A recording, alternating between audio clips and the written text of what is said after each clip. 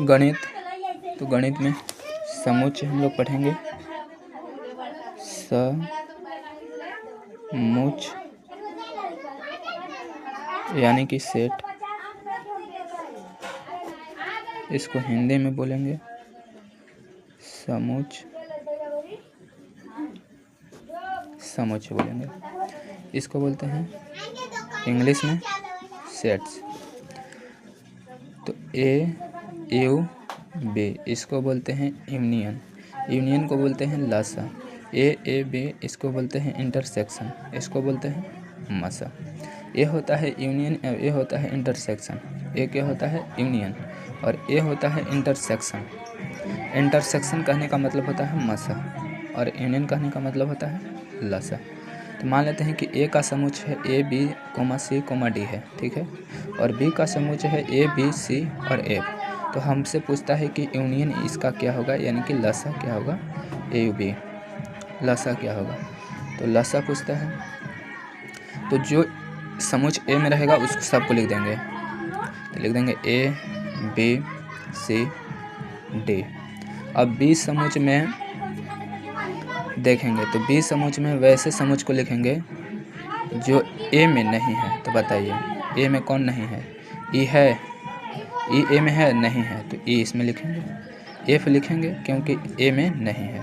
तो ये हमारा यूनियन हो गया कितना, A, B, C, D, E, F। और अब हमको बोलता है इंटरसेक्शन, इंटरसेक्शन पूछता है यानी कि मसा। तो मसा क्या होता है कि दोनों में, यानी कि जो इस तीनों में उपस्थित हो, जो इस तीनों में उपस्थित हो वो इंटरसेक्शन कहलाएगा। तो ए इसमें भी है, ए इसमें भी है, ए इसमें भी है, तो ए हो जाएगा।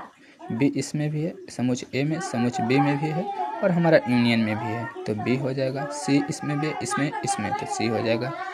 और बताइए डी है, इसमें नहीं है और इसमें है, तो ये आपका इंटरसेक्शन नहीं होगा। इंटरसेक्शन तभी होगा जब तीनों में शामिल रहेगा वही।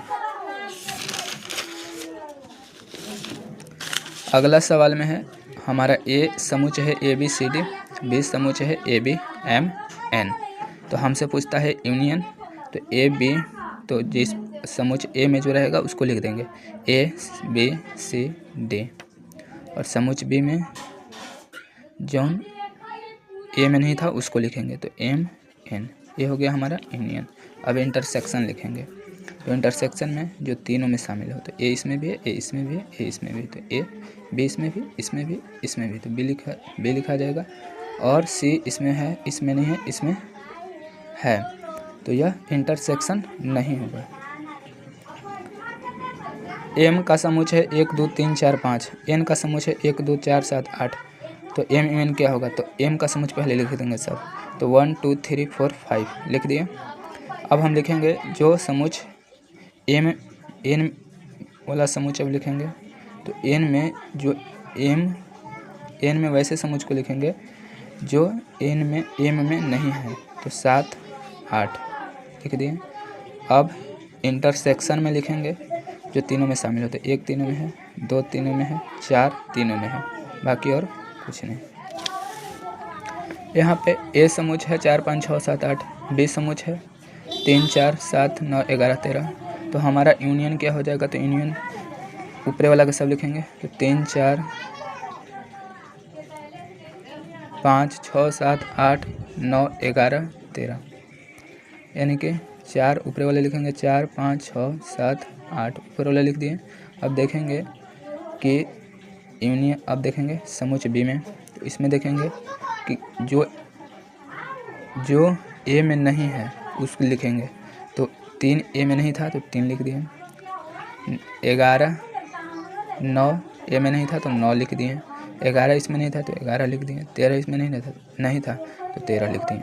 ये हमारा यूनियन हो गया। अब हम लिख लेंगे इंटरसेक्शन, तो जो इस तीनों में शामिल हो, तो 4 शामिल है, 4 शामिल है, 4 शामिल है, तो 4 हो जाएगा। 7 शामिल है, 7 शामिल है और 7 इसमें भी शामिल है, तो 7 इंटरसेक्शन हो जाएगा। कहता है कि मंझली कोष्ठक के अंदर कोई भी संख्या को दोबारा नहीं लिखा जाता है। जैसे मान लेते हैं कि ए संख्या है, हम यहाँ पे मंझली कोष्टक दे दिए, ठीक है। तो ये इसके बीच में हम कोई भी अगर संख्या लिखेंगे तो 2 बार नहीं लिखेंगे, यानी कि उस संख्या को हम लोग रिपीटेशन नहीं करते हैं। जैसे 6 लिखें तो 6 हम एक ही बार लिखेंगे, 6 2 बार नहीं लिखेंगे। कहता ए का समुच्चय है 4 5 6 7, बी का समुच्चय है 6 7 2, 3। तो हमारा अब लिखना है क्या यूनियन लिख लेंगे। तो सब जो समुच्चय ए में दिया है उसको लिख लेंगे। तो 4 5 6 7। बी वाला समुच्चय में जो ए में नहीं है उसको लिखेंगे। तो 7 ए में नहीं, कौन कौन नहीं है? तो 2 नहीं था, 3 नहीं था। तो लिखेंगे 4 5 6 7 और 2 3, 4 5 6 7 और 2 3। अब हमारा इंटरसेक्शन क्या हो जाएगा? तो इंटरसेक्शन जो तीनों में शामिल हो, तो 6 और 7। अब हम लोग पढ़ेंगे ए माइनस बी और बी माइनस ए के बारे में, यानी कि 2 को समुच्चय रहेगा, 2 को ए माइनस बी, तो ए माइनस बी और बी माइनस ए। तो ए माइनस बी क्या है? सबसे पहले ए समझेंगे। तो हम कहेंगे कि ए और बी दोनों में उपस्थित वैसा समुच्चय जो ए में उपस्थित हो, जो ए का सदस्य बी में न हो। कहता है ए माइनस बी का मतलब कहता है कि वैसा समुच्चय जो ए में उपस्थित हो लेकिन बी में न हो, यानी कि वैसा समुच्चय हम कहेंगे कि वैसे 2 समुच्चय जिसमें ए का सदस्य बी में न हो। तो ए हमारा समुच्चय है 4 5 6 7, बी समुच्चय है 6 7 2 3। तो ए माइनस बी का मतलब क्या होता है कि ए का समुच्चय बी में न हो। तो इसमें बताइए 4 इसमें है, 4 इसमें है नहीं, तो हो जाएगा यहाँ पे 4। 5 इसमें है, 5 इसमें है तो नहीं, तो 4 और 5 लिख दिए। 6 इसमें है और 6 इसमें है, तो ए नहीं होगा। क्यों? क्योंकि ए में भी है और बी में भी है, तो नहीं लिखेंगे। इसमें ए में 7 है और बी में 7 है, तो नहीं लिखेंगे। यानी कि जौन संख्या ए में रहेगा लेकिन बी में नहीं रहेगा उसको लिखेंगे।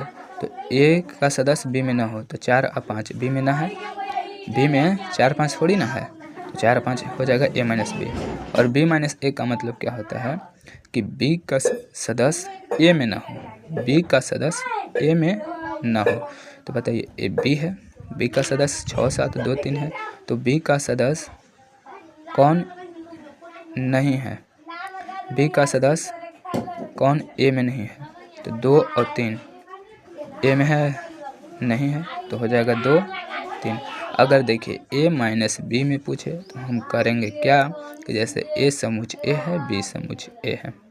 अब देखेंगे कि इसमें 4 5 है, 6 7 है, इसमें 6 7 है, 2 3 है, तो हम इसमें लिखेंगे वैसी संख्या को लिखेंगे। देखेंगे कि इसमें भी 6 है, इसमें भी 6 है, तो वैसी संख्या को ना लिखेंगे।